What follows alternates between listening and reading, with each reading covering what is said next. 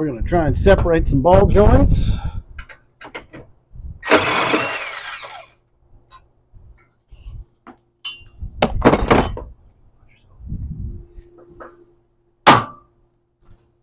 One hit.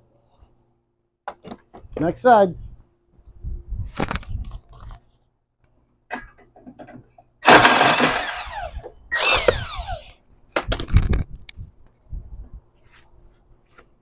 What I do is left-handed. Nope. 2 hits. There you go.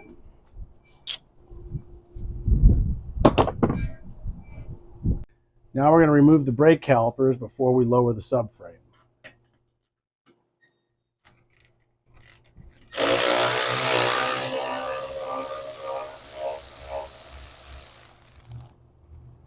This is a stock set of calipers, so these ones swing away, pull off like that.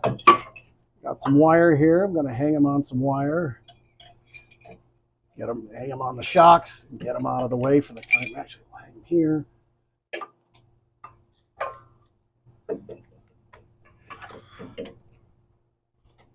Calipers can stay. We don't have to bleed anything or break the brake system open.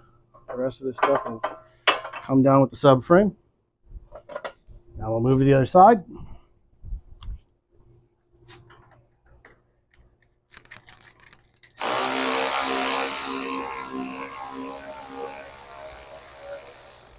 If anybody wants to know, this is a T50 for guys with stock base Thunderbird Cougar brakes. Not the early cars, but the later ones. If these have been changed in the aftermarket, I've seen some with hexes on them, but most of them are Torx bits.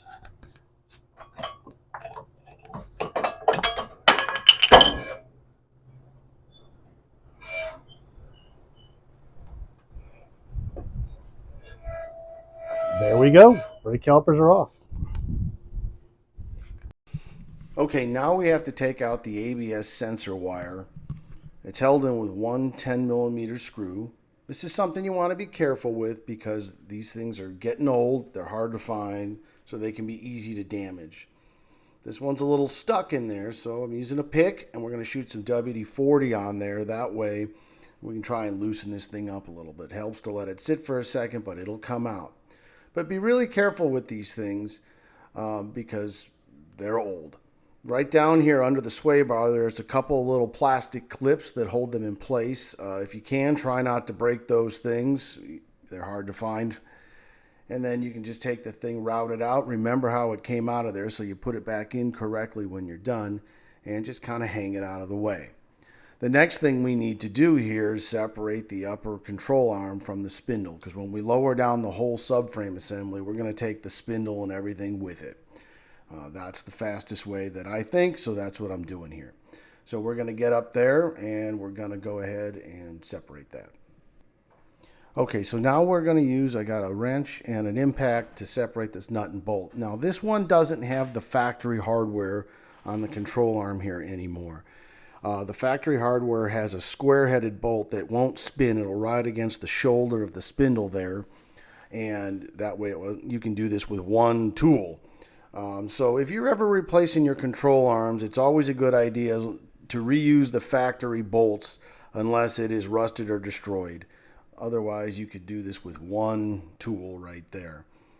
So we're going to just hold it there, hit it with the gun, pops right out. And then we'll use a hammer and a pry bar to tap the bolt out.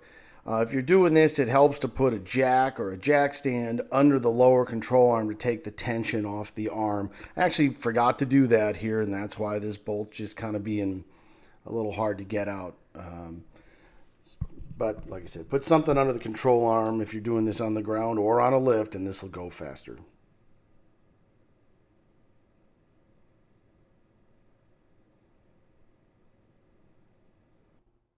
All right, now we're going to get this ABS wire out. This one was kind of sticking, so we stopped for a minute and let it soak with some WD-40 because these old ABS wires are a little hard to find. So we didn't want to mess anything up, so that comes out. Tuck that away. We're going to get to that upper ball joint.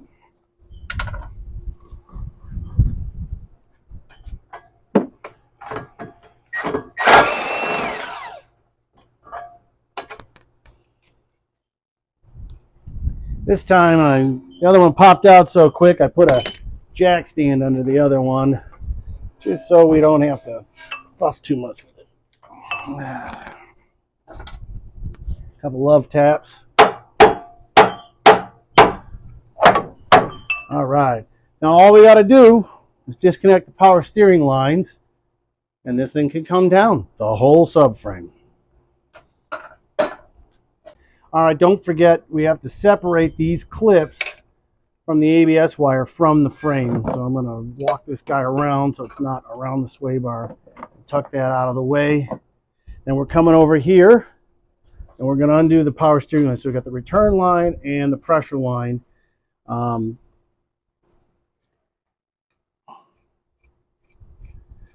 put hose clamps, these hose type clamps on here to hopefully minimize the amount of leakage on the floor.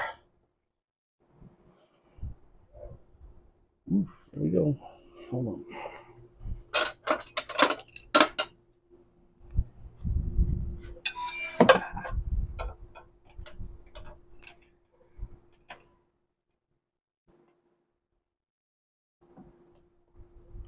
I'm gonna go around. You can stay there.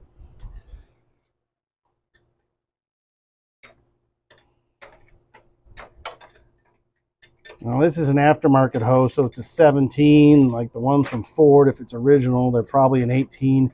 Even though this is a Super Coupe, this setup is pretty much the same as the V8 cars or even the non-Super Coupe V6s. You're going to have a hose here. With the high pressure hose will have the Teflon ring on it. And this is what everybody hates doing in the car. When you're doing a rack and pinion. If you are doing a rack and pinion in the car and you have to do this, go find a stubby wrench. It's a lot simpler in that instance.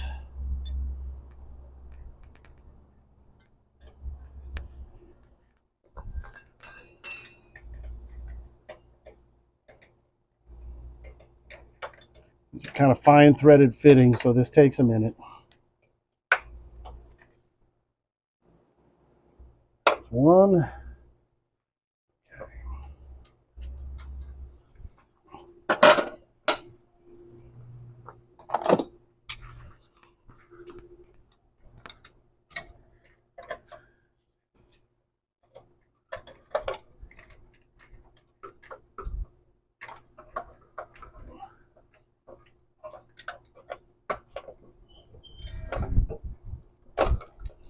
Okay, here comes the fluid.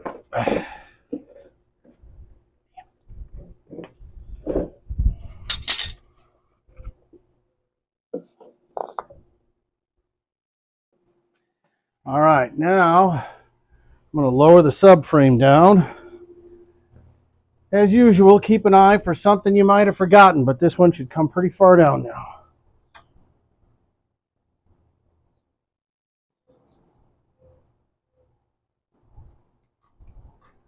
Let's see if I can get another crimp on this guy.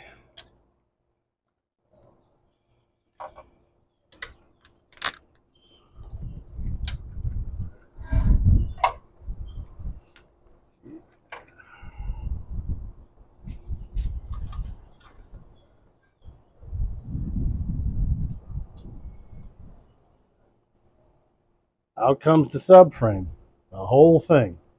Now, because we're putting in the other subframe on this one, just left the rack in it. The rest of this will separate in a little bit. Okay, put it on. Good. All right, we're going to put her on the ground.